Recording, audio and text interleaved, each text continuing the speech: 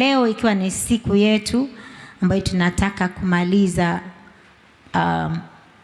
siku yetu ya 21 katika maombi yetu. Nimehimizwa tu nikutie moyo ya kwamba kuna nguvu katika kufunga na kuomba. Ujue kwamba hiyo nguvu ipo na Bwana huifanyia kazi ndani yetu ama katika maisha yetu tukiwa tunaomba, tukiwa na imani. Amen. Bwana Yesu asifiwe sana. Kwa hivyo tunataka kusoma neno la Bwana hapa, na leo pia tukimaliza hii siku yetu ya maombi ya kufunga, leo pia tunaisongelea meza ama ushirika mtakatifu, kwa maana uliwekwa kwa ajili ya waaminio, wanafunzi wa Kristo ambao sisi ni wamoja wao. Amen. Bwana Yesu asifiwe. Neema imekuwa ya ajabu sana kwa msimu huu. Bwana ametuwezesha na alikuwa ametuhimiza ya kwamba twende mahali faragani na watu kadhaa. Kama Yesu alichagua wa kwenda nao mlimani, Bwana akanielekeza wale ambao nitaenda nao mlimani, na Bwana ametupatia neema ya pale mlimani. Bwana Yesu asifiwe sana. Tumehisi uwepo wa Mungu katika ushirika wetu na Mungu kwa mlima ule. Bwana Yesu asifiwe. Kasema hii tusione tu ya kwamba Yesu aliona, wanafunzi wa Yesu waliona ya kwamba kumebadilika, sura ya Yesu imebadilika, lakini sisi tunataka kuona mabadiliko katika maisha yetu. Na nashukuru Mungu kwa sababu hiyo Bwana ataifanya, kwa maana ni mwaminifu sana. Bwana Yesu asifiwe. Nguvu katika kufunga na kuomba. Unapomwendea Mungu kwa kufunga, ama ulipomwendea Mungu kwa kufunga, ilikuwa inakupasa kujua ya kwamba ninamwendea Mungu ambaye yupo kwa ajili yangu, ili akaweze kuyasikia maombi yangu na akaweze kuyajibu. Bwana Yesu asifiwe. Kwa hivyo hiyo ni kitu cha kwanza ambacho kinatupasa kukifahamu, kwamba tunapomwendea Mungu kwa kufunga, kwa kuomba, tuwe tunaamini ya kwamba yeye yupo kwa ajili yetu. Bwana Yesu asifiwe. Tasoma kitabu ambacho tunakifahamu tu vizuri, kitabu cha Waebrania mlango wa 11. Tasoma kuanzia mstari wa 6. Hapo tunataka kusoma mistari michache tu. Naomba Pastor Peter atusaidie kusoma kwa jina la Yesu. Tasoma hilo fungu moja tu, alafu tutasoma mafungu mengine baadaye, na Bwana atatusaidia. Tusaidie kusoma Pastor. Waebrania 11 fungu la 6 peke yake. Lakini pasipo imani haiwezekani kumpendeza, kwa maana mtu amwendeaye Mungu lazima aamini kwamba yeye yuko, na kwamba huwapa thawabu wale wamtafutao. Amen. Na tuombe. Baba, tunakushukuru kwa sababu ya siku hii ya leo. Tunakushukuru kwa majira haya. Asante kwa neno hili ambalo Bwana unatamani kulifunua kwetu mchana wa leo. Asante Bwana kwa maana unaweza kukitumia kinywa changu ili kuweza kulieleza neno hili, na Roho wako Mtakatifu ambaye anaweza kulifunua zaidi mioyoni mwa kila mmoja wetu, likawe la maana, likalete manufaa katika maisha yetu, tukaione hiyo nguvu ambayo inaweza kupatikana kwa njia hii ya maombi. Katika jina la Yesu tunaondoa kila fikra ambazo zinaweza kuwa kinyume cha neno lako. Tunaishinda nguvu yoyote, haina nafasi mahali hapa katika jina la Yesu. Tunatamani ya kwamba Roho wako Bwana akanene katikati yetu na akaendelee kulifunua neno hili kwa utukufu na heshima ya jina la Yesu. Tumeomba tukiwa na imani. Amen. Bwana Yesu asifiwe sana. Bwana asifiwe. Ati pasipo imani haiwezekani kumpendeza Mungu. Bwana Yesu asifiwe sana. Kwa sababu gani? Kwa maana kila anayemwendea Mungu anastahili aamini, ama ni lazima aamini ya kwamba yeye yupo, na akiwepo kwa ajili yako anakupa thawabu, anawapa thawabu wote wamtafutao. Amen. Kwa hivyo kama wewe uko katika yule mmoja ambaye anamtafuta Bwana na umemwendea Mungu ukiwa na imani, unaamini ya kwamba yeye yupo kwa ajili yako. Bwana Yesu asifiwe sana. Huna budi kuyapokea yale ambayo umeyaombea kwa majuma haya matatu, na Bwana atakubariki, Bwana atakusikiliza, ataleta majibu, kwa maana Mungu wetu ni Mungu anayejibu zaidi. Bwana Yesu asifiwe sana. Uyatarajie majibu ambayo Mungu anayaleta kwa sababu ni mwaminifu. Amen. Na kwa maana umemwendea ukiwa na imani, maana pasipo imani hatuwezi kumpendeza Mungu. Na mimi pia nasema pasipo imani hauwezi kupokea chochote kwa Mungu. Amen. Ikiwa pasipo imani hauwezi kumpendeza Mungu, pia pasipo imani hauwezi kupokea chochote kutoka kwa Mungu. Lazima umwamini Mungu, uliamini neno lake, uamini ahadi zake, na uamini ya kwamba Mungu yuko kwa ajili yako. Tena ujue ya kwamba Mungu ni baba yako. Amen. Bwana Yesu asifiwe. Ni Yesu alisema neno hilo ya kwamba iwapo tunaomba kwa Baba yetu aliye mbinguni atawapa mema wote wamuombao. So wakati tunapoenda mbele za Bwana, unajua ya kwamba Mungu ni baba yangu na yupo kwa ajili yangu, ili akanipatie yale mema, akanipe ile thawabu anayoisema. Ninamwamini ya kwamba atanipa, atanijibu, kwa sababu yeye ni Mungu. Amen. Bwana Yesu asifiwe. Kwa hivyo imani ndio inamsaidia Mkristo kupokea vitu kutoka kwa Mungu. Amen. Pasipo imani haupokei kitu kutoka kwa Mungu. Utafanya kwa bidii zako zote vitu vingine ambavyo unavipokea kwa bidii yako, lakini vile vya kiungu hutavipokea isipokuwa uweke imani kwa Mungu wako. Amen. Tuangalie andiko lingine, ama mtu mwingine ambaye alimuomba Mungu na Mungu akasikia na akajibu kwa haraka, kwa sababu Mungu wetu anaposikia hujibu, kwa sababu yeye ni mwaminifu kwetu. Na anasema ya kwamba sikio lake si zito hata siweze kusikia.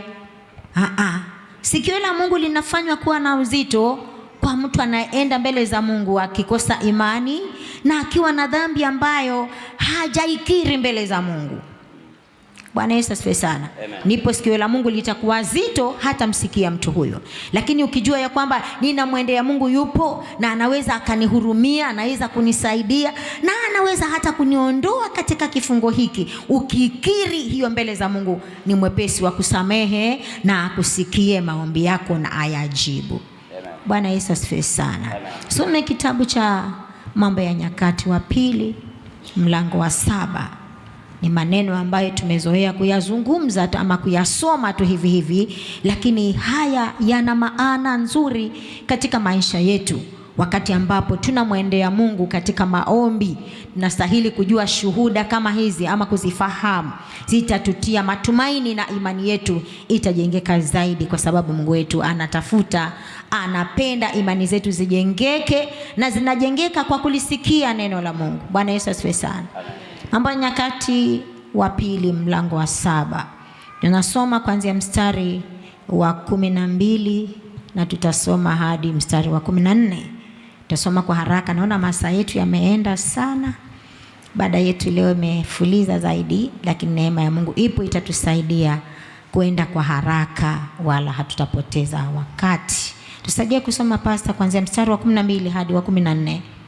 Bwana akamtokea Sulemani usiku akamwambia, nimesikia ulioyaomba, na mahala hapa nimejichagulia kuwa nyumba ya dhabihu. Nikizifunga mbingu isiwe mvua, tena nikiamuru nzige kula nchi, au nikiwapelekea watu wangu tauni, ikiwa watu wangu walioitwa kwa jina langu watajinyenyekesha na kuomba na kunitafuta uso na kuziacha njia zao mbaya, basi nitasikia toka mbinguni na kuwasamehe dhambi yao na kuiponya nchi yao. Amen. Bwana Yesu asifiwe. Sulemani aliomba mbele za Mungu, lakini maombi yake yaninipatia changamoto sana, maana yeye hakuomba maombi matupu. Bwana Yesu asifiwe. Ndiposa Mungu anashuka anamletea jibu ya kwamba nimeyasikia maombi yako Sulemani. Sijui alikuwa anaomba nini, lakini nikana kwamba alikuwa anaomba, maana amejenga ile hekalu, ile nyumba ya kuabudu ambaye baba yake alitamani kuijenga, lakini Mungu akamwambia Daudi, hautajenga, itajengwa na mwanao. Kwa hivyo alipojenga hilo hekalu, Sulemani akaingia ndani akitoa dhabihu mbele za Mungu, dhabihu nyingi sana za kuteketezwa. Amen. Na akiomba kwa Mungu ili Mungu aridhie taifa lao, Mungu aridhie maisha yake, Mungu asitazame vitu ambavyo vilikuwa vimetendeka katika nchi yake, na zaidi akimwambia Mungu, nisaidie, unipe hekima. Yeye aliomba hekima kwa Mungu, alafu Mungu aliposikia maombi yake akamwambia, nimeyasikia yale yote uyaombayo, nami nimekuja nikujibu na nikuambie hivi, kwanza nyumba hii itaitwa nyumba ya dhabihu. Amen. Bwana Yesu asifiwe sana. Watu wanapokuja kuabudu mahali hapa, Bwana, yani mimi Mungu nitawasikia wakija kunililia mahali hapa, wakitoa dhabihu zao, wakilia mbele zako, wakiwa katika nyumba hii, nitasikia mimi Mungu na nitawasamehe makosa yao. Bwana Yesu asifiwe sana. Ninapowasamehe makosa yao, nitaponya pia katika hata nchi yao. Lakini iwapo watu wangu wanaoitwa kwa jina langu wajaponyenyekea, Mungu anatazama pia moyo ulionyenyekea kwake. Bwana Yesu asifiwe. Mungu alikuwa anajua kabisa kuna watu ambao wamenyenyekea, na iwapo watakuja wengine ambao watakuwa wamenyenyekea mbele zangu mahali hapa ambapo napaita nyumba ya dhabihu, wajapokuwa mahali hapa wakinyenyekea, mimi Mungu nitawasamehe makosa yao. Bwana Yesu asifiwe. Bwana asifiwe. Yani Mungu anagairi kwa mtu ambaye amemwona amenyenyekea mbele zake. Ni mfalme lakini amenyenyekea mbele za Bwana. Ameenda mbele za Mungu, amejenga hekalu, ameweka dhabihu nyingi sana, lakini bado moyo wake unanyenyekea. Hapa Mungu analeta majibu ya kwamba nitashuka, nitawasamehe watu makosa yao, maovu yao.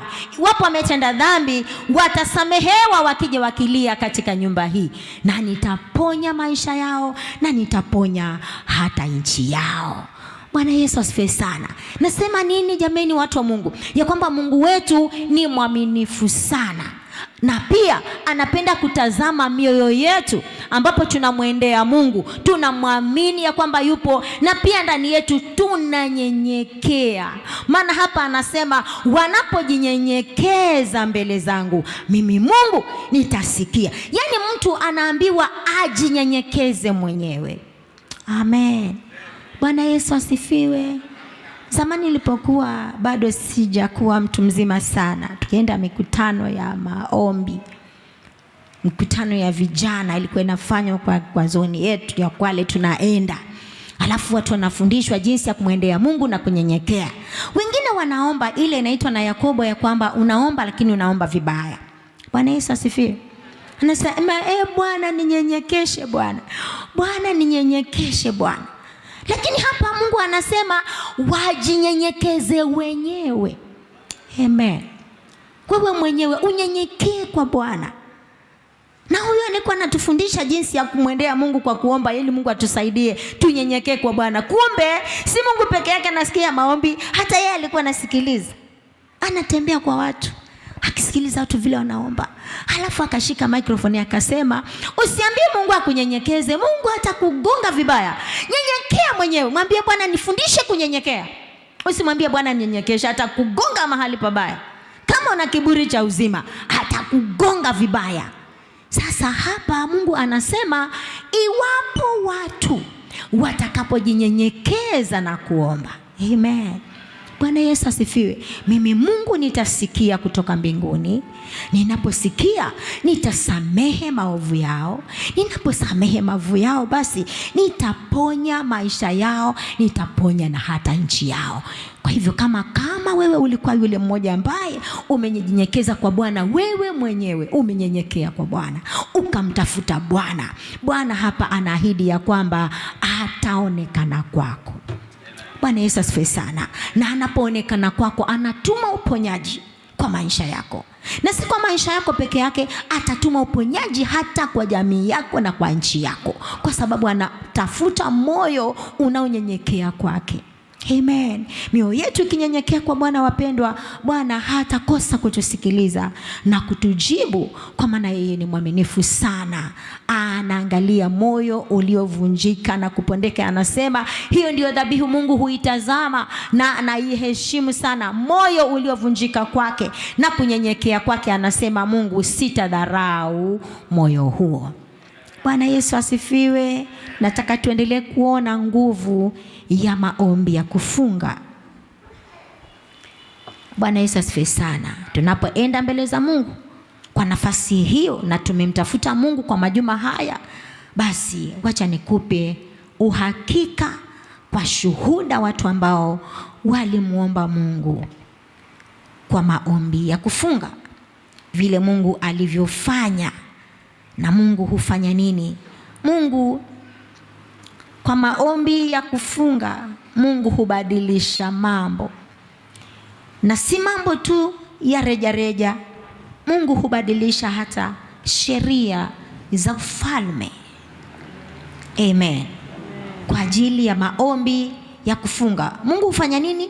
Hubadilisha mambo na hubadilisha hata sheria za kifalme. Ona vile maombi yalivyo na nguvu, mpendwa. Mungu anaweza kubadilisha sheria za nini? Za mfalme. Tusome kitabu cha Esther. Soma haya maneno haya, ninasikia kutiwa moyo sana. Kumbe maombi ya kufunga yanaweza yakabadilisha hata sheria ya mfalme. Si mambo tu ya kawaida nyumbani mwako. Yako atafanya na ataweza kubadilisha pia. Anaweza kubadilisha hata sheria za ufalme. Esther mlango wa 4. Tusoma kuanzia mstari wa 11. Tusome hadi mstari wa 17. Tutaenda kwa haraka, masaa yetu ni yameyoyoma sana, lakini Bwana atatusaidia. Tusaidie kusoma, pastor. Tusome mstari wa 11, turuke tusome hiyo mstari wa 17 hadi some mstari wa 11 na 12, alafu turuke tusome mstari wa 15 na 17. Tutaenda tukirukaruka namna hiyo ili tukaweze kukomboa wakati. 11 na 12, alafu turuke tusome 15 hadi 17. Watumwa wote wa mfalme wanajua sana, hata na watu wa majimbo ya mfalme, ya kwamba mtu yeyote akiwa mwanamume au mwanamke atakayemjia mfalme katika ua wa ndani, wala akuitwa, kuna sheria moja kwake, ni kwamba auawe, isipokuwa yeye ambaye mfalme atamnyoshea fimbo ya dhahabu ili aishi. Wala mimi sikuitwa niingie kwa mfalme yapata siku 30. Basi wakamwambia Mordekai maneno ya Esther. Mstari wa 15. Basi Esther akawatuma ili wamjibu Mordekai, uende ukawakusanye Wayahudi wote waliopo hapa Shushani, mkafunge kwa ajili yangu, msile wala kunywa muda wa siku 3, usiku wala mchana, nami na wajakazi wangu tutamfunga vile vile. Kisha nitaingia kwa mfalme kinyume cha sheria, nami nikiangamia na niangamie. Basi Mordekai akaenda zake, akafanya yote kama vile Esther alivyomwagiza. Amen. Bwana Yesu asifiwe. Nataka tuunganishe kwa mlango wa 5 kuanzia mstari wa 1 hadi mstari wa 3. Ikawa siku ya 3 Esther alijivika mavazi yake ya kifalme, akasimama katika ua wa ndani wa nyumba ya mfalme kuelekea nyumba ya mfalme, naye mfalme akaketi juu ya kiti chake cha enzi katika nyumba ya mfalme kuelekea mlango wa nyumba. Ikawa mfalme alipomuona Malkia Esta amesimama uani, yeye akapata kibali machoni pake. Naye mfalme akamnyoshea Esta fimbo ya dhahabu iliyokuwa nayo mkononi. Basi Esta akakaribia, akaiguza ncha ya fimbo. Mfalme akamwambia, Malkia Esta, wataka nini? Nayo ni haja gani uliyo nayo? Utapewa hata nusu ya ufalme. Amen. Bwana Yesu asifiwe. Bwana asifiwe. Nataka niongee kidogo kuhusu nguvu ya kufunga na kuomba. Amen. Na tunaona hapa katika maisha ya Malkia Esta, kwa maandiko haya tumeyasoma, mahali ambapo tumeanzia huo mstari wa 11, ya kwamba kulikuwa na hilo swala ambalo alikuwa limeletwa na Mordekai. Mordekai alijua ya kwamba kuna njama ambayo ilikuwa imepangwa na Haman, ya kwamba Wayahudi wote wauawe, walio chini ya ufalme huo wauawe. Bwana Yesu asifiwe. Kwa sababu Hamani alikasirishwa na Mordekai, kwa hivyo akaona adhabu ya kumpatia Mordekai, kwa maana ni mtu ambaye alichukuliwa mateka, yuko kule kama mtumwa aliyetekwa nyara, na sasa vitu anavyovifanya ama sheria ambayo ameipeana Hamani, huyu Mordekai haiheshimu. Kwa hivyo akapeana nafasi ama akaandika nyaraka ya kwamba Wayahudi wote wauawe. Bwana Yesu asifiwe. Kwa hivyo Mordekai aliposikia jambo hilo, ya kwamba watu kumeandikwa barua ya kwamba Wayahudi wote wauawe, akapeleka habari kwa Esta ambaye alikuwa ni malkia katika ufalme ule. Bwana Yesu asifiwe. Sasa anapeana huo ujumbe umfikie Esta, maana anajua akilisikia jambo hili pengine atachukua hatua aingie katika nyumba ya mfalme, maana yeye ni malkia, ili akaweza kusimama katikati yetu. Pengine mfalme anaweza kuondoa sheria hii kwa ajili yetu. Bwana Yesu asifiwe. Kwa hivyo hapo Esta alikuwa amepewa hayo malalamiko, mashtaka yaliyoko. Sasa Esta anajieleza kwa yule mtu ambaye amemletea mashtaka, ya kwamba Mordekai anaona wewe uko huku umenyamaza, haujui kama Wayahudi watauawa, wameandikiwa barua wauawe wote. Bwana Yesu asifiwe. Sasa Esta anajieleza ya kwamba kuna sheria ambayo imewekwa katika ufalme. Kwa hivyo walioko ndani wanajua ya kwamba sheria hiyo ipo. Walio chini ya ufalme huu, walio katika jimbo la hapa ama walio majimbo yote mbali, wanaijua sheria hiyo ya kwamba mtu yeyote aliye chini ya ufalme huu ama utawala huu haruhusiwi kwenda katika ua ya kifalme ama kwenda State House, kwenda ikulu ya mfalme, isipokuwa amefanya nini? Ameitwa na mfalme. Bwana Yesu asifiwe. Lakini hapa Esta hajaitwa, anajieleza ya kwamba sasa hivi nimekaa ni siku 30 ambapo mimi sijaitwa kwenda kwa ikulu ya mfalme. Ingawa yeye ni malkia, lakini hajaitwa kwenda kwa ikulu ya mfalme. Sasa anashangaa jambo hili, wengine wanalalamika ya kwamba siwezi nikaenda nikawatetea watu hawa, mimi sijaitwa. Lakini Bwana Yesu asifiwe sana, ninakupatia habari wewe, rudi ukamwambie Mordekai. Amen. Kwa jambo hili akamwambie Mordekai, ambie Wayahudi wote walio Shushani ngomeni na mahali popote palipo na Wayahudi, wakaambiwa ya kwamba wachukue siku 3 za kufunga na kuomba usiku na mchana, wasile wala wasinywe. Amen.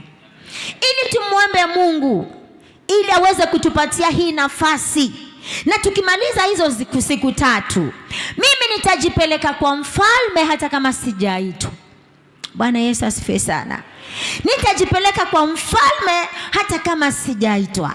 Kama ni kuangamia na niangamie, lakini nitajipeleka kwa mfalme. Lakini kwanza watu waombe, na mimi na wajakazi wangu katika nyumba yangu tutaomba kwa ajili hiyo.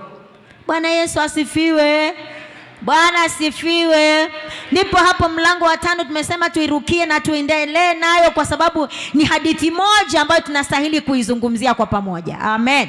Maandiko inasema alipomaliza hizo siku 3, amina, akajivisha mavazi yake ya kifalme, Queen Esther ama Malkia Esther, aende kwa mfalme kinyume cha sheria.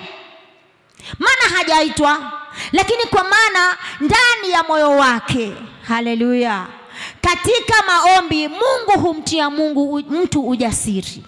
Amen. Kwa maana umeomba kwa imani, ama aliomba kwa imani Esther pamoja na wenzake. Alikuwa na imani ya kwamba katika maombi haya, haleluya, ninapata nguvu ya kumwendea mfalme.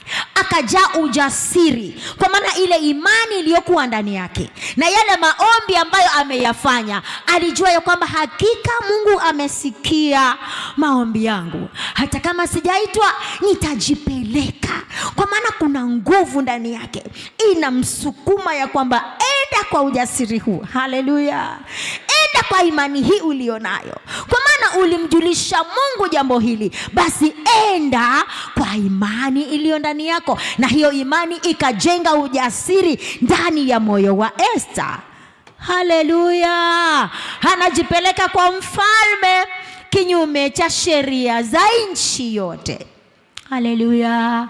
Acha nikwambie mpendwa, maombi ya kufunga, amen, neno la Mungu linasema tunazifunga nguvu ambazo huwa mara nyingi zimetufunga, zimetukandamiza. Lakini tunapojifunga mbele za Mungu, tunapofunga na kuomba, tunalegeza mikanda, tunalegeza kamba zilizotufunga, tunazilegeza na kuzifungia mahali ambapo zilikuwa zitufunge. Sasa sisi tunapewa hiyo nafasi ya kuzifungia nje, hazitatufunga sisi. Kwa sababu gani? Tumepewa mamlaka ya kulegeza. Haleluya. Bwana Yesu asifiwe. Tumepewa mamlaka ya kufunga. Yaani nakwambia nini mpendwa, ya kwamba ombi la kufunga ni funguo iliyothabiti. Amen. Inaweza kukufungulia milango ambayo ilikuwa haijafunguliwa siku nyingi. Inaweza kukufanya ufunge mahali ambapo palikuwa panazuka vitu vya kukutishia. Ufunguo wa maombi ni ufunguo uliothabiti. Haleluya. Sasa hapa Esther anakaribia katika ua wa mfalme, na ati mfalme ameketi katika kiti chake, ameketi kutazama ua wake, ama ameketi kuangalia bustani yake vile ilivyo, compound vile ilivyo. Ameketi mahali pasawa. Anapoketi akaona Esther anaingia kwa ua wake. Moyo wa mfalme ukatiwa ushawishi. Amen. Akasahau sheria aliyoiweka ya kwamba hakuna mtu yeyote anayeruhusiwa kuingia kwa ikulu yake isipokuwa ameitwa. Lakini huyu leo anaingia na hajaitwa. Haleluya. Bwana Yesu asifiwe. Yaani mfalme moyo wake ukatiwa kumpenda Esther, akatiwa moyo wa kusikia kumhurumia. Na kwani siku hizi zote alikuwa wapi binti huyu? Huyu ni malkia wangu, huyu amekuja, sijamuita, lakini moyo wake unampenda, unamfurahia. Unasikia kwamba hata alikuwa amefanya makosa kutokumuita Esther, lakini hiyo imefanywa na nini? Na nguvu ya kufunga na kuomba. Haleluya. Maombi yanalegeza sheria zilizowekwa. Maombi yanalegeza vifungo vya mtu vilivyomfunga. Maombi yanamtoa mtu mahali ambapo palikuwa panaonekana kana kwamba amefungiliwa hapo, lakini kwa maombi haya ya kufunga, mtu huyo hufunguliwa kutokana na kila kifungo cha maisha. Kwa maana maombi ni silaha Maombi ni funguo ambayo Yesu anasema ya kwamba tazama, nimekupatia mamlaka na nimekupatia ufunguo huu. Utakalolifunga hapa duniani litakuwa limefungwa hata mbinguni. Utakalolifungua hapa duniani litakuwa limefunguliwa hata mbinguni. Silaha hiyo, chombo hicho kilichothabiti kinafanya kazi kwa Mkristo ambaye amejua nafasi yake ya kuomba na kufunga. Haleluya! Bwana Yesu asifiwe. Silaha hiyo inafanya kazi, mpendwa, iwapo umemwendea Bwana kwa imani. Umemwendea Bwana ukiwa unajua ya kwamba yupo kwa ajili yako. Umemwendea Bwana ukiwa hauna mashaka moyoni mwako. Unamwamini ya kwamba yeye ni Mungu wangu, na ndiye alisema nikiomba atanipatia, nikibisha kwake atanifungulia. Hata kama amekawia, lakini naliamini neno lake ya kwamba ni kweli. Hata akichelewa bado anafungua kwa ajili yako. Haleluya! Bwana Yesu asifiwe. Tunasikia mfalme anazungumza na Malkia Esta. Hey! Bwana Yesu asifiwe sana. Ati ni nini Malkia? Najua una kitu unachokitaka. Hebu sema. Haleluya. Hata nusu ya ufalme nitakupa. Sasa kama nusu ya ufalme apewe, kwani vile vitu vingine vyote vitafichwa kweli? Lakini hiyo imefanywa nini? Ni nguvu ya kufunga na kuomba. Haleluya. Maombi ya kufunga yanalegeza falme. Maombi ya kufunga yanafungua minyororo iliyofunga watu. Inafungua hata vitu ambavyo vilikuwa ni kana kwamba mtu anaishi kwa hivyo siku zote. Lakini maombi hayo ya kufunga yanafungua minyororo hiyo. Yanafungua chochote ambacho kilikuwa kimefungwa, kinafunguliwa kwa ajili yako. Kwa maana Mungu anaiheshimu silaha hiyo ya kufunga na kuomba. Bwana Yesu asifiwe. Esta anaambiwa hata nusu ya ufalme utapewa. Hai, basi Mungu wetu si kama mfalme wa dunia hii. Bwana Yesu asifiwe. Iwapo umemwendea Bwana ukijua ya kwamba unaamini ya kwamba yupo kwa ajili yako, umemwendea ukiwa na imani, kwa maana kila mwendeaye Mungu ni lazima amwamini, na pasipo imani maombi yetu yanapeperushwa kama upepo, yatafananishwa hata na pepo za baharini ama mawimbi ya baharini. Lakini ukiwa na imani kwa Mungu, Mungu hata alifanya ombi lako lianguke mchangani, litamfikia Mungu na tayari limefika. Ambia jirani langu limefika. Haleluya. Ni majibu tu yamekuja, yako njiani. Amen. Na Mungu wetu aliye ndiye Bwana mkuu, ama ndiye jemedari mkuu wa vita. Hata kama kuna yule mfalme ambaye huzuia, lakini Mungu hulituma jeshi la malaika lipigane kwa ajili ya yule anayezuia ombi lako. Bwana Yesu asifiwe. Kwa hivyo Mungu wetu jamani ni Mungu ajibuye. Tunaona hapa amemjibu Esta, likaokoa ombi hilo, likamuokoa Esta. Hakuuawa na sheria ya mfalme. Amina. Ombi hilo likawafanya Wayahudi walioko katika nchi hiyo, barua imewekwa na imewekwa muhuri wa mfalme ya kwamba siku fulani ikifika, huyu mwingine akitundikwa, wengine wote watauawa. Lakini Bwana akalifanya neno hilo liwe postponed. Ni kufutiliwa kabisa. Najua kupostpone ama kuahirisha ni kwamba ikae hapo, itafanywa baadaye, lakini lilifutiliwa. Kwa sababu gani? Ya mtu ameomba. Siku 3 tu. Ona wewe umefunga nyingi. Bwana Yesu asifiwe sana. Lakini ona Esta, na watu wote wa nyumba yake, watumishi wote, siku 3 tu. Bwana Yesu asifiwe. Usiku na mchana. Haleluya. Likagusa utatu mtakatifu wa Mungu. Likagusa mbingu. Likigusa mbingu inalegeza sheria ya mfalme. Haleluya. Aonekane malkia ya kwamba ni bora bora sana aseme chochote atakacho, hata kama ni nusu ya ufalme. Sasa wewe uliyemwendea Mungu, jameni, ukiwa na imani kwa huyo Mungu, si Mungu atakupatia zaidi hata kile ulichokiomba? Kwa maana kama uliomba kwa imani, Mungu anasema ya kwamba tukiomba kwa imani na tuamini ya kwamba yale tuliyoyaomba yote tumeyapokea na yamekuwa yetu. Bwana Yesu asifiwe sana. Omba kwa imani pasipo shaka. Haleluya. Bwana Yesu asifiwe. Chani kuonyeshe mtu mwingine ama watu wengine walioomba pia kwa imani, kukawa kuna sheria iliyowekwa mbaya zaidi, lakini kwa ajili ya maombi hiyo sheria ikaharibiwa na Mungu. Haleluya. Bwana Yesu asifiwe. Tunaona ya kwamba maombi hulegeza, ama maombi humpatia mtu kushinda, humpatia ushindi mtu, huleta uponyaji kwa mtu, huleta ukombozi kwa mtu, na mtu anaweza kuinuliwa kutoka kiwango kimoja hadi chengine kwa nguvu ya maombi. Bwana Yesu asifiwe. Kwa hivyo maombi ni funguo iliyothabiti. Amen. Bwana Yesu asifiwe sana.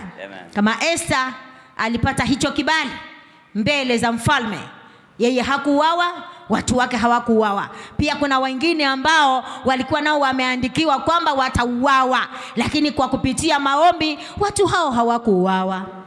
Amina. Bwana Yesu asifiwe. Kuna vitu vinavyopenda kujirudia katika maisha ya mtu ama maisha ya jamii. Vitu vinavyopenda kujirudia.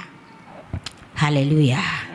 Hivyo vitu vinavyopenda kujirudia vinaweza kukomeshwa kwa nguvu ya maombi na kufunga. Some kitabu cha Matendo ya Mitume mlango wa 12 na Bwana atatusaidia. Kama kuna vitu ambavyo hupenda kujirudia katika maisha yako ama kwa jamii yenu, leo Bwana atavifutilia mbali. Bwana atavikomesha. Havitakuja kwenu kila siku vya kukuumiza, za kufanya ulie msimu kama huo wa ule wakati mwingine ulilia, na inakuja hapo wakati kama huo. Hata mimi nikumbuka kimoja. Amen. Nitakipeleka kwa Bwana sasa hivi. Amen. Matendo mlango wa 12 mstari wa 1 hadi wa 5 ni maneno mazuri ambayo yamenifanya imani yangu itiwe nguvu sana kwa maombi. Saidia kusoma pastor. Panapo majira yale yale, Herode mfalme akanyosha mikono yake kuwatenda mabaya baadhi ya watu wa kanisa. Ndio. Akamuua Yakobo ndugu yake Yohana kwa upanga. Na akiona ya kuwa imewapendeza Wayahudi, akaendelea akamshika na Petro. Siku hizo zilikuwa siku za mikate isiyochachwa. Alipokwisha kumkamata, akamweka gerezani, akamtia mikononi mwa vikosi 4 vya askari 4 wamlinde, akitaka baada ya Pasaka kumtoa na kumweka mbele ya watu. Basi Petro akalindwa gerezani, nalo kanisa likamwomba Mungu kwa juhudi kwa ajili yake. Amen. Bwana Yesu asifiwe sana. Amen. Bwana asifiwe. Amen. Tunaona hicho kisa jameni.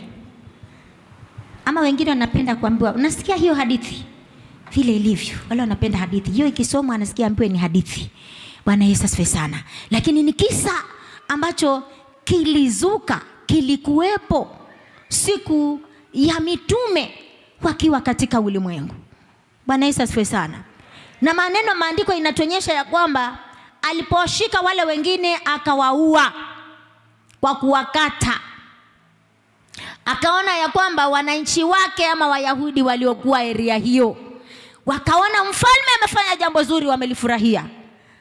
Akasema basi ninashika yule ambaye ndiye mkuu wao, ambaye ni Petro. Haleluya. Ili naye amfanye kama alivyofanya kina Yakobo. Bwana Yesu asifiwe sana. na kamweka katika vifungo ama katika gereza. Maandiko yanasema akawekwa katikati ya vikosi 4 vya askari. Mwenyewe amefungwa mikono na miguu, tena katikati ya maaskari wanaomlinda. Na tayari umefungwa, tena unalindwa ndani gerezani. Ndani umefungwa minyororo na umefungwa na maaskari wako hapo. Vikosi 4 vinalinda Petro, mtu mmoja. Haleluya, Bwana Yesu asifiwe. Lakini maandiko inasema kanisa likazinduka. Haleluya, Bwana Yesu asifiwe. Likakumbuka ya kwamba huyu mfalme Herode alishika Yakobo akamuua, na sasa hivi amemshika tena Petro, na anaonekana ni jambo lile lile anataka kulifanya kama alivyofanya siku za Yakobo. Basi maandiko inatuambiaje jameni? Nalo kanisa likaomba kwa juhudi kwa ajili ya Petro. Haleluya. Maombi ambayo umeyafanya mpendwa, kama umeomba kwa imani, umeomba kwa bidii, umeomba kwa hiyo juhudi ndani yako, ni lazima Bwana afanye kitu, kwa maana Mungu ni mwaminifu sana. Anailitazama neno lake alitimize juu ya maisha yako. Na neno lake linasema nini? Ya kwamba kila tunaloliomba kwa Bwana atatupatia, ili yeye atukuzwe ndani mwetu. Bwana Yesu asifiwe. Hebu tusome mistari mingine hapo chini kidogo, alafu tunamalizia. Lazima Bwana ashughulike na maisha yetu. Tusome kuanzia mstari wa 6 hadi mstari wa 8. Hapo tuone kitu gani kimefanya wakati watu wameomba, wakati kanisa limeomba kwa bidii kwa ajili ya Petro, ni kitu gani kilitendeka? Hata wakati Herode alipotaka kumtoa, usiku ule ule Petro alikuwa analala katikati ya askari wawili, amefungwa minyororo miwili. Walinzi mbele ya mlango wakailinda gereza. Mara malaika wa Bwana akasimama karibu naye, nuru ikamulika mle chumbani.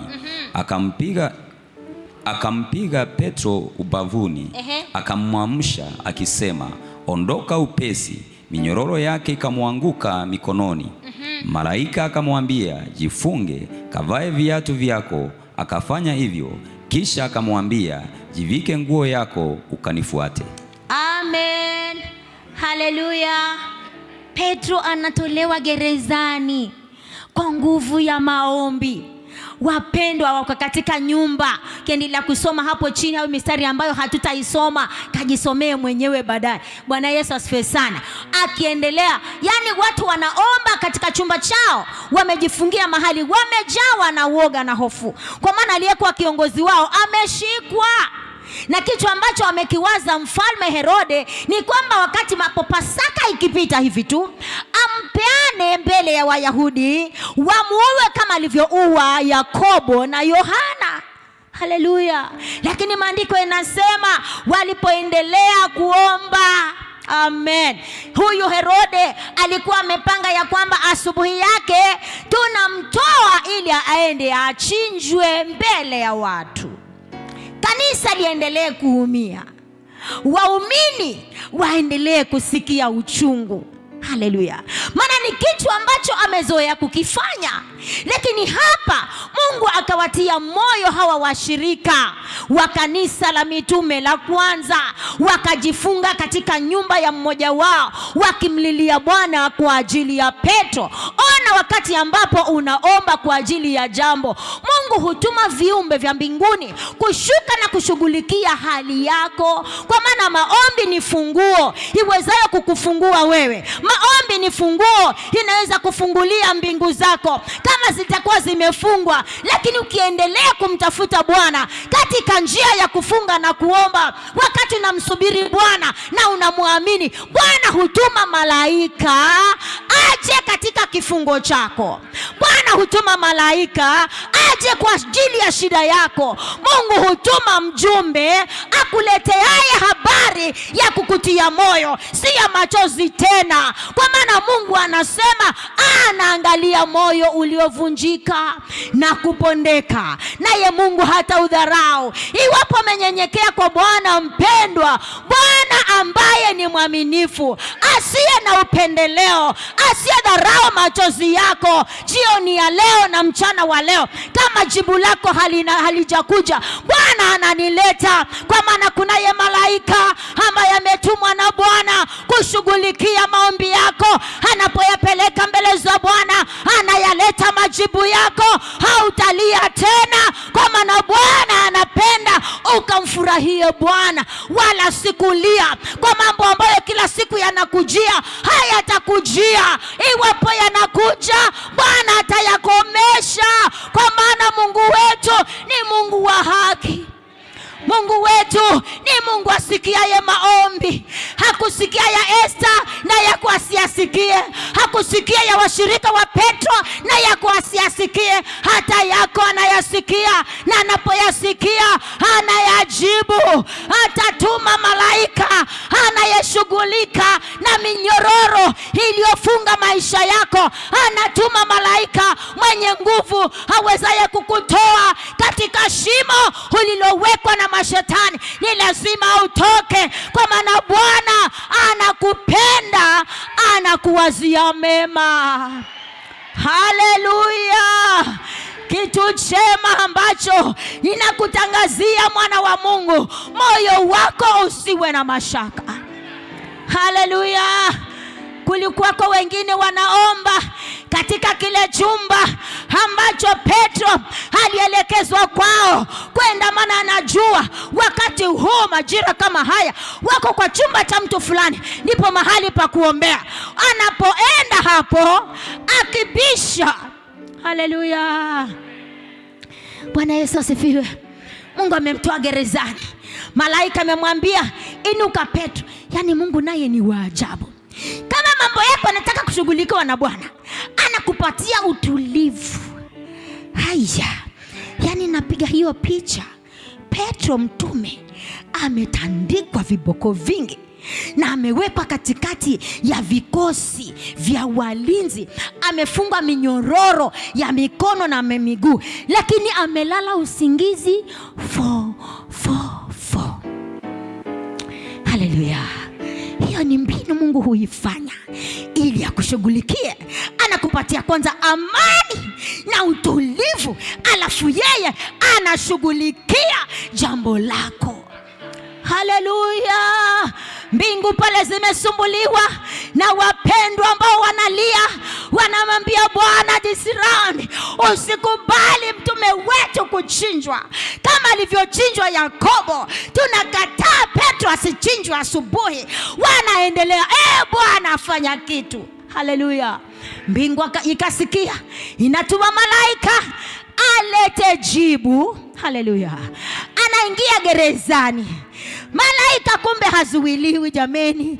Anaingia gerezani, mahali ambapo Petro amefungwa, na kuna walinzi wanamlinda Petro, na amefungwa minyororo. Lakini malaika anaenda kwa yule ambaye anatafutwa na mbingu, akatolewe mahali amewekwa, ili akarudi mahali pake pasawa. Anaenda malaika, anapata Petro amelala, anampiga ubavuni. Petro, hawezi kulala hapa. Hapa si mahali pako pa kulala. Ulikuwa umetulia ili nifike, lakini sasa hivi Petro, inuka, vaa viatu vyako. Haleluya! Jifunge na nguo zako. Haleluya! Nafikiri alikuwa nafikiri anaota. Bwana Yesu asifiwe sana. Petro alifikiri ni ndoto. Haleluya! Mwingine alikuwa anasema, alikuwa nafikiri kama ni video. Sasa hiyo ilikuwa si video, hiyo ilikuwa ni nini? Ni mbingu imeshusha mjumbe, anayemtoa Petro katika kifungo ambacho hangeweza kujitoa mwenyewe, lakini nguvu ya maombi imetuma jasiri ambaye hazuiliwi na malango ya gereza. Anamfuata mtu ambaye hastahili kuwa pale. Haustahili kuwa mahali ulipo, mahali pa vizuizi. Haustahili kuwa hapo mahali ambapo naonewa. Haustahili kuwa pale ambapo watu hakupi heshima. Haustahili kuwa hapo. Mbingu imesikia maombi yako na anatuma mjumbe hawezaye kukutoa katika hali yako. Anatuma mjumbe kwa kupitia maombi yako ili Bwana akakutoe na ukapate kumtukuza. Haleluya. Lakini wale wanaomba wasiokuwa na imani, wanasikia mlangoni kuna bishwa. Haleluya. Bwana Yesu asifiwe. Kijakazi mmoja ambaye ametajwa jina lake alikuwa anaitwa Roda. Bwana Yesu asifiwe sana. Akaenda kwa mlango, akasikia hiyo neno kama hivyo. Huyo ni Petro anabisha namna hiyo. Haleluya. Bwana Yesu asifiwe. Huyo bila shaka ni Petro. Akarudi akaambia wenzake, hebu ngojeni, nyamazeni kuomba, nyamazeni, kuna mtu mlangoni. Na vile anavyogonga, huyo ni mtume wetu, Mungu amemleta. Anamwambia, una wazimu Roda? Asema, sina wazimu, nimesikia huyo ni Petro. Tukome, tumshukuru Mungu na tumfungulie mlango aingie. Kwa sababu gani? Mungu anafanya. Haleluya.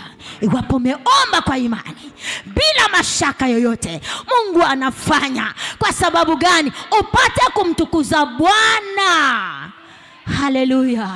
Lakini ondoa mashaka, maana mwenye mashaka hapokei chochote kwa Bwana. Lakini nakuhakikisha ya kwamba kiwa umeomba ukiwa na imani kwa Mungu, bila mashaka, bila hofu, ombi lako Bwana amejibu. Haleluya. Naomba usimame. Haleluya, haleluya. Kama ulikuwa bado una mashaka, mwambie Bwana, kuanzia saa hii nimeyaondoa hayo mashaka. Ninakuamini na yale mambo ambayo hufanyika ya kunirudia hayatanirudia tena, maana unafanya jambo jipya. Unabadilisha hiyo hali ambayo imezoea kunijia kwa wakati kama huu, kwa jina la Yesu. Na Bwana anapotenda jambo jipya, anafanya moyo wako uwe na amani. Anafanya moyo wako unamtazama yeye, wala usitazame vile vitu unavyoviona. Umtazame Yesu, kwa maana yeye ndiye mwanzo wa imani yetu. Yeye ndiye chanzo cha matumaini yetu. Yeye ndiye chanzo cha uzima wetu. Yeye ndiye chanzo cha ufanisi wetu. Anayekufanikisha ni Bwana, anayekuponya ni Bwana, hawezi kukuinua na kukuweka mahali pengine ni Bwana. Mpende Bwana, muamini Bwana. Mwambie Bwana, ninaendelea kukuamini, ninaendelea kukutumainia wewe, maana unasema napokutumainia Bwana, wote waliokutegemea na kukutumaini wewe Mungu, hakuna aliyepata aibu, hakuna aliyejuta kwa kukuamini na kukuheshimu. Hakuna aliyejuta, aliyekuomba na kuweka macho yake kwako. Ulimtetea kama ulivyotetea Esther, unaweza Bwana ukanitetea. Kama ulivyotetea Petro, unaweza Bwana ukanitetea. Kama ulivyoleta jibu kwa Sulemani, unaweza kuleta jibu langu, maana wewe upo kwa ajili yangu ili ukapate kutukuzwa katika jina la Yesu. Bwana tunakupenda, Bwana tunakutukuza, Bwana tunakuheshimu, kwa sababu wewe ni Mungu usikiaye sala na maombi ya watu wako wanaokuomba kwa imani. Wanapokuomba kwa imani, wewe Mungu husikia. Ambao ndani yao hawana hofu wala mashaka, wanakutazama wewe, wanakuamini wewe. Bwana utayatenda katika jina la Yesu, katika maisha yule mtu ambaye vitu humjia kila wakati vya kufanana na vingine. Karababo sentarabazaya, katika jina la Yesu, vitu hivyo vinavyokujia, vinavyokufuatilia, vya kufanana, Baba atavikomesha leo katika jina la Yesu. Baba atavikomesha leo katika jina la Yesu. Havitakufuata tena na kukuumiza moyo, vinavyokuumiza, vilivyokuumiza mwaka jana, vikakuumiza mwaka juzi, mwaka huu kama vimejipanga kukuumiza, Bwana anavikomesha. Maana Bwana anatuma malaika awezaye kushughulikia hiyo minyororo na misingi yake ili usiumie tena. Bwana anaweza akakutetea, akakomesha mchana wa leo, maana anasema atakomesha. Haleluya. Hayo mawimbi yanayonyeta ambayo yamezuka kila wakati kwa ajili yako, Baba anasema anayakomesha, hayatakuweko tena, kwa maana yeye ni Bwana ambaye anasema sifurahii kuugua kwako, sifurahii kulia kwako. Anapendezwa kwamba ukamfurahie Bwana, na unapofurahia Bwana utamtukuza yeye katika maisha yako kwa jina la Yesu Kristo. Haleluya, haleluya. Solirama kaya bazonta rabasia rema kaya mahanta rabozekea mazaya. Ningependa kuomba na mtu ambaye nasema kuna vitu ambavyo hunifuatilia rudia vya kuniumiza kila wakati katika maisha yangu ama katika jamii yetu. Kuna vitu ambavyo ni vya rudia kila siku, vimenirudia, ya kufanana na ile iliyopita mwaka juzi, ikaja mwaka jana, na mwaka jana ikaniumiza. Sasa hivi tu unajua ikifika wakati fulani hilo jambo la kuniumiza bado lipo. Baba anasema analikomesha leo. Haleluya. Baba analikomesha leo. Njoo hapa mbele tuombe na wewe. Kama kuna vitu vya kurudiwa katika maisha yako, vya kukuumiza, vya kukutesa, haka paloma seta rimemoko sentarabazaya zelena hantala bakontarabazaya. Baba anatuma malaika anayefuatilia mashina. Haleluya. Haijalishi watu ambao wameunganishwa nawe mizizi yao ilitoka wapi, lakini kwa maana mzizi wewe umeunganishwa na damu ya Kalvari, Baba anakomesha leo ili ukamtukuze yeye. Yale ambayo kila siku kila mwaka ni yatokezee kwako, si ya kukufurahisha, ni ya kufanya ulie, haka palabaso ntalabazaya, Baba anayakomesha.